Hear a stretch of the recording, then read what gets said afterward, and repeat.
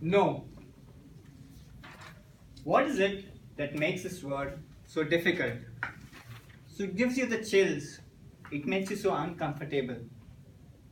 What is it that in spite of all the thinking that you've done through, and in spite of knowing that this could be the worst course of action, you still aren't able to say it?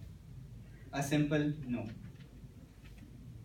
Dear Toastmasters and guests, today I'm here to unshackle you and to enlighten you on why saying no could be even more beneficial than what you think it is.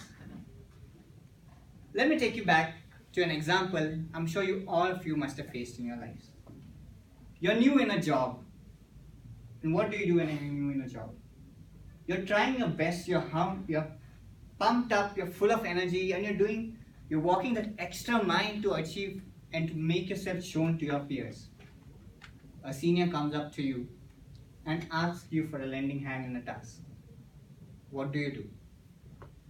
Now, it is a common fact that taking too much on your plate will result in you not accomplishing what you have at hand. You already know this, but what do you do? You're thinking, what could the peer think about me? What could he think about my performance? And in the end, what do you end up saying? Yes, sure, I'll do it. Now what you have resulted in doing is all your hyped up energy, all the excitement that you have has now turned into pressure and workload. When the simple thing you had to do was say no. Dear Toastmasters, if I ask you of each one of your opinions on why do we say no and why are we so scared of it? You might say, well, it could hurt the person. It could mean I'm disrespectful to that person. Or the person could even be angry. True. Another person would say, well, I don't want to seem rude or that awkward guy who says no to everything. A third person would say, well, it could impact my relationship with that person. What if that person is my other half? A co-worker, a friend, a parent? How can you say no to them? Well, to tell you, almost everyone is receptive to a no when you explain and give a good reason to it. So the question arises, when do you say a yes and when do you say a no? Here are 3 things which you can ask yourself when you're jumping to this conclusion. 1. Is it urgent or can it be done later? 2. Can someone else do it? Or are you the only person in that position? 3rd and the most important one. If you're saying yes to this, what are you saying no to? After all these 3 questions, if you're still unable to get up with that answer, then it's perfectly fine to go back, reprioritize, and get that answer for you and get back to that person.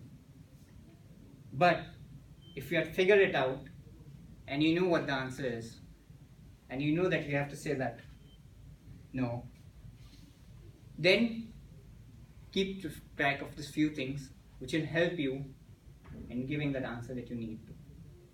First, be direct and be precise. Whenever you're saying no, be upfront about it. Never be that person who's be like, let me think about it. But in your mind, you know that you never intended to say that yes.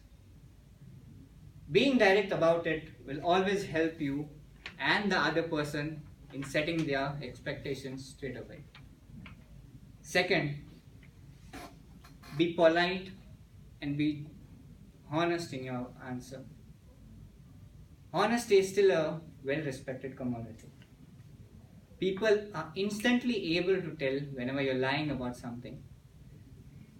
It also saves you from the guilt that you have and that you would have to live around it, being another main reason why you're so afraid to say no.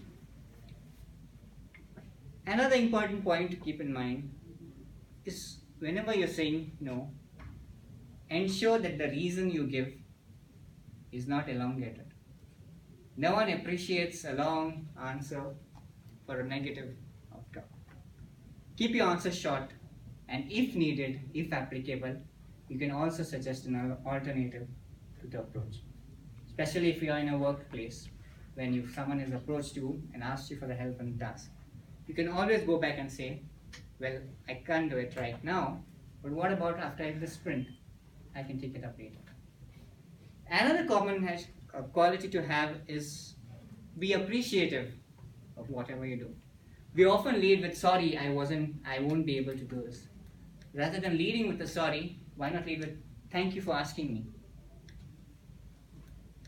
Saying no often empowers and gives you the freedom to be what you said. You're not only respecting your own time and helping you prioritize your tasks, but you're also helping the other person prioritize and value their time.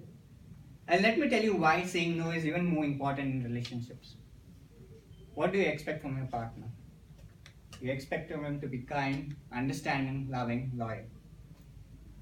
When you say no, you're setting the expectation and letting the other person know that you're not a person pleaser. You're not just saying yes to everything that the other person asks you just to please them. Similarly, the other person knows that they can be honest with you, and whenever they say no, they know that they don't have to be pleasing you back again just to make you happy. And the most important part, when you say yes, the other person knows that you're wholeheartedly saying yes, and you're all in for whatever you're saying yes to. Saying no is not an easy task. Same way, like how you update your resume, this is something which you have to keep building in your day-to-day life. And that's how you'll end up achieving this skill.